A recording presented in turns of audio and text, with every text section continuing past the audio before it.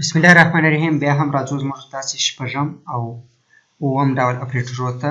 شپږم ډول اپریټر زموږ تاسې پایتان ممبرشیپ اپریټرز دی او اووم ډول کوم اپریټرز چې موږ تاسې لرو هغه پایتان بیټ وایز اپریټرز دی.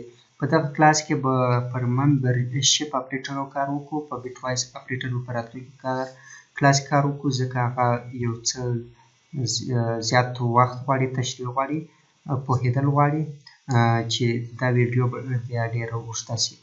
نو راځو پر ممبرشیپ اپریټرز باندې خبرې کوو. ممبرشیپ اپریټرز are used to test if a sequence is present in an object.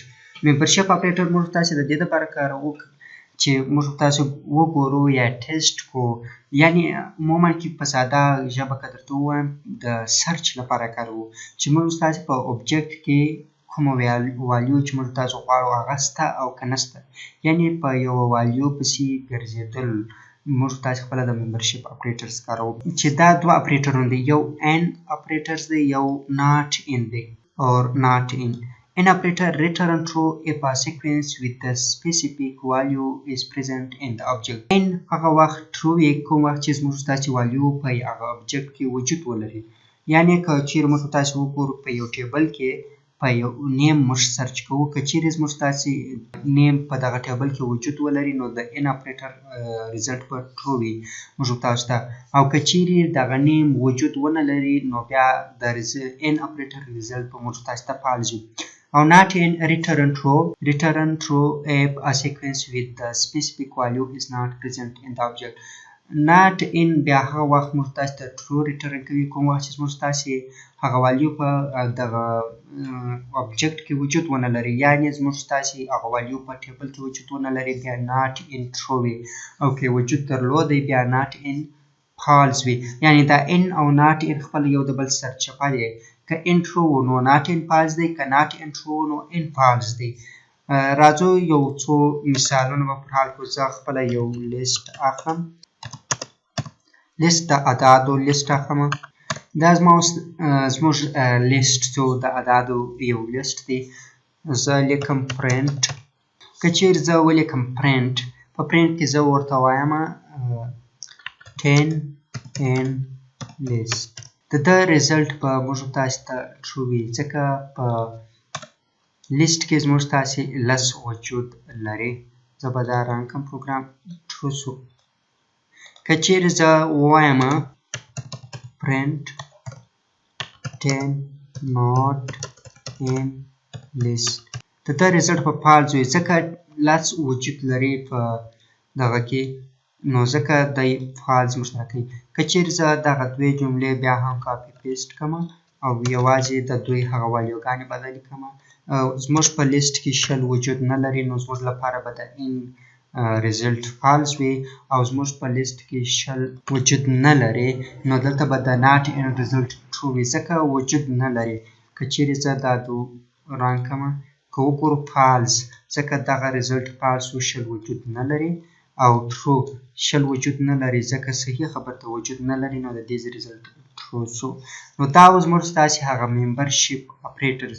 په یو بل مثال کې بیا موږ تاسې کار کوو. زه بیا هم یو لیست اخلم.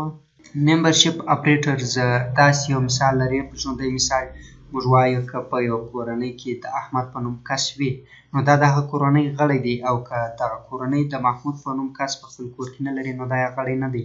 داسې یو مثال لرو. زه یو لیست اخلم، په لیست کې زه نومونه اخلم.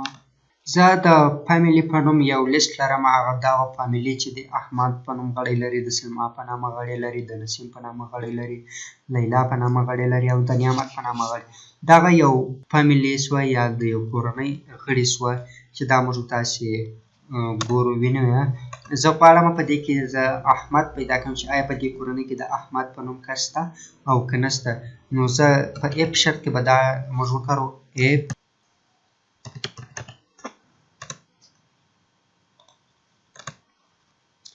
که وګورو موږ تاسې دلته مخکې ډایرکټ په اف شرط کې سټرینګ نه قبلوي، نو ځکه ایلز رن کوئ، ځکه دا شرط هېڅ وخت صحیح والی نه مومي.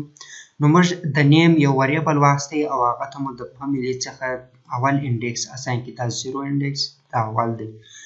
موږ دا نیم پرنټ کوو چې سلما ده، د هغه وروسته if name in family که چیرې دغه نوم په دې فامیلي کې وجود درلودی نو yes پرینټ کړه، که نه و نو نو پرینټ کړه. yes یې پرینټ کړئ ځکه سلما د دغه فامیلي غړې ده.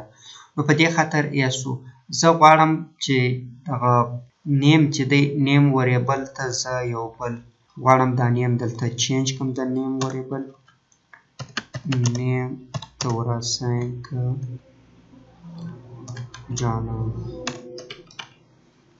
که چیرې زه رنګ کړم نو دا ځلې به نو وي ځکه د نیم وریبل دلته خو سلما ده صحیح شو. دلته نیم ما اورایټ کړی دی یا نیم یې چینج کړی نو ځکه یې جواب نه شو. ځکه د جانان په نوم چې دی د جانان په نوم کس په دغه فامیلي کې وجود نه لري. که چیرې زه دا کنټرول ایکس کړم او دلته یې کنټرول وي کړم نو جانان په دغه فامیلي کې وجود نه لري. چې دا و د ممبرشیپ اپریټرز یعنې د غړیتوب اپریټرز چې موږ تاسې په پایتان کې کاروو.